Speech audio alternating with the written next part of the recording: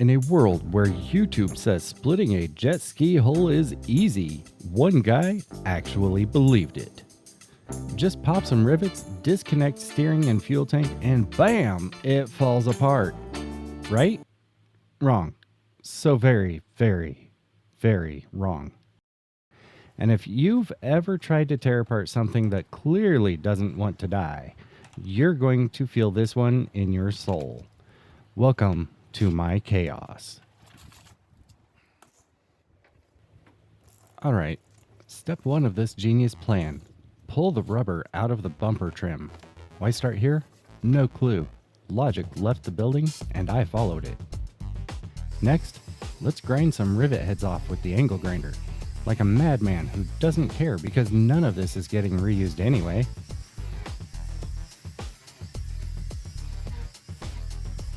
Ah, the smell of melted rubber and fiberglass. It's the breakfast of champions. Then comes out the air hammer.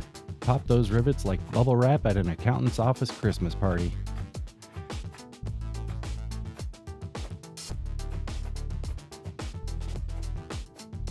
Trim still holding? Fine. Grind some more. Now we cut to the awkward little jet ski dance, because this part is somehow going to make the trim give up, right?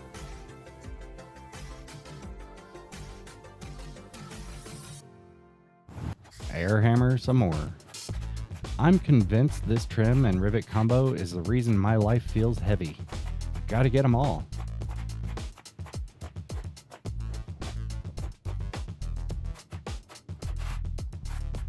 More grinding, more hammering. Quick safety note for anyone dumb enough to copy me. Wear a mask, genius. The smell of melting rubber and burning fiberglass probably took 3 years off my life. Don't be me. Save yourself. Finally, trim and rivets gone. Let's see if this thing wants to separate now. Nope. It laughs in my face. So let's grab the bigger pry tools.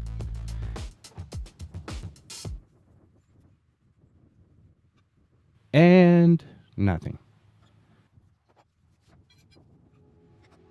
Why won't you open, you dumb fiberglass sandwich? Cue my big brain idea. Maybe there's sealant in here. Yes, Sherlock, there is. And I apparently wanted to chisel through it with the air hammer, because obviously that would work. Spoiler, it did not. Alright, fine. Back to the plan. Disconnect steering, fuel tank, all the stuff I pretended didn't matter.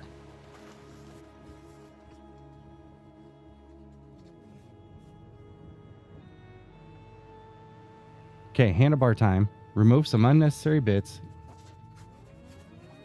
Grab the bolts for the steering controls. Wait. Why is the bolt just spinning? Ew, right. There's a nut on the other side. Well played, Jesky. Well played. I try pulling off the handlebars instead.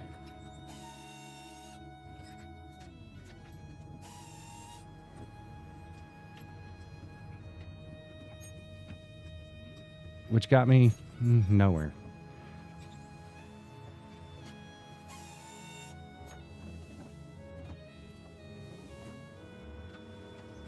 Thought I could just stuff the wires and controls down through.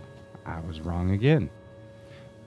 My brain at this point, disconnect the steering and fuel.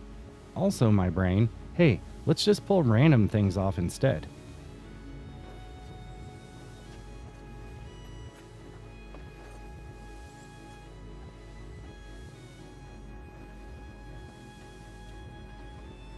And here's the fuel hose I still need to disconnect, but I'll ignore that for now because clearly avoiding important steps is my love language.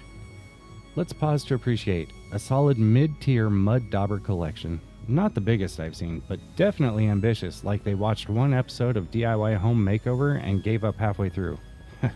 Typical. Then, the reverse bucket control and the choke.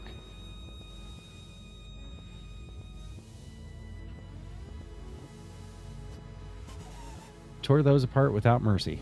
I didn't care. I've got bigger plans anyway.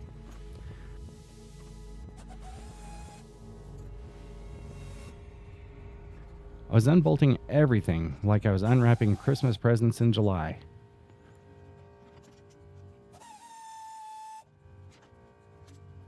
Oh, if you're curious, 13mm bolts everywhere. This whole machine was apparently built from 13mm dreams. Finally, unbolting the steering mounts.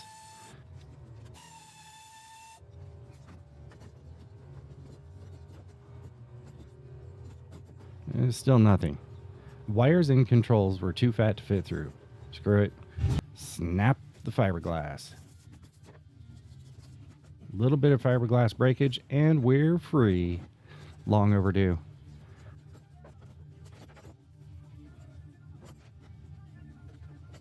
Cut some zip ties that were going to haunt me later, which is progress.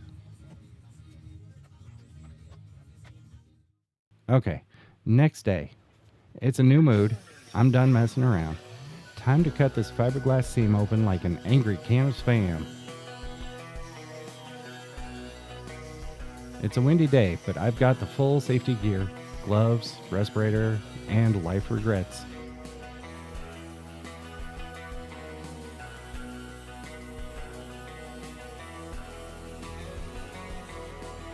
I cut the seam. Surely this'll do it, right? Nope. Sealant runs deeper than my student loans. Of course, there's more sealant. Why wouldn't there be? Ever try splitting a jet ski hole? Tell me, does this ever go easy for anyone? Comments below and share your pain with me. Fine. Real cut time. Above the seam, like a surgeon who gave up caring halfway through med school. If I hit a hose or a wire, they're replaceable.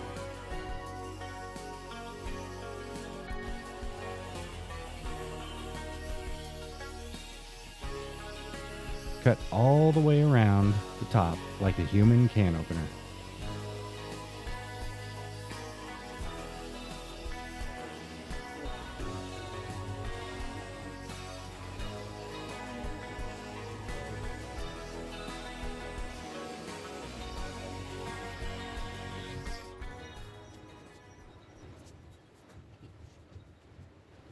All right, it's loose. Kind of. It's still stuck in places, but it's time for pry bars.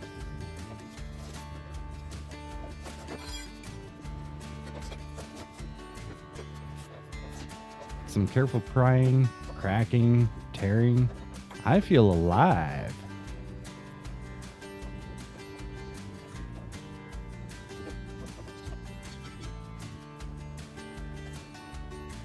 Almost forgot, that fuel tank's still clinging to life. I fought that beast for way too long, but finally won. Barely. Maybe because this is a 30-year-old jet ski clinging to its last dignity.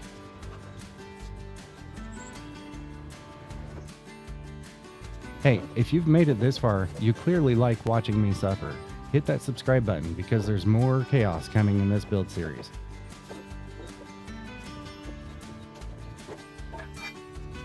Okay, the top's almost off.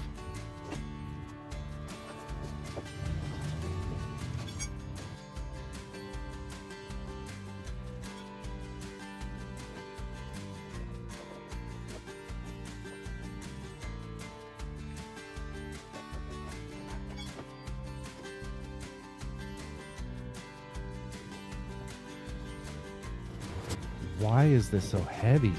Oh, yeah, there's still more surprise zip ties holding things hostage. So I'll cut those and boom, it's apart. I literally dropped the top like it's hot. Sweet fiberglass freedom. And here it is, inside the beast. It's like Darth Vader's lung machine. So here I am, camera in hand, showing the ugly guts of the old sea goblin. And there you have it. The jet ski hull has officially been split, along with my patience, my dignity, and probably the universe's natural order. In the next video, I'll be wrestling the rest of the jet ski for every usable part it's got, including a genius idea where I thought, hey, let's lean it on its side against a wheeled stand. What could possibly go wrong? Everything. Everything could go wrong. Especially when nature decides to dump a surprise rainstorm on the poor thing. But you'll see. If you want to catch that madness, and trust me you do, make sure to subscribe so you don't miss it. Oh, and if you like deals on tools, gear, and garage goodies, check out my Facebook group, The Messy Garage. Links down in the description. Daily deals, zero fiberglass dust. See you in the next disaster.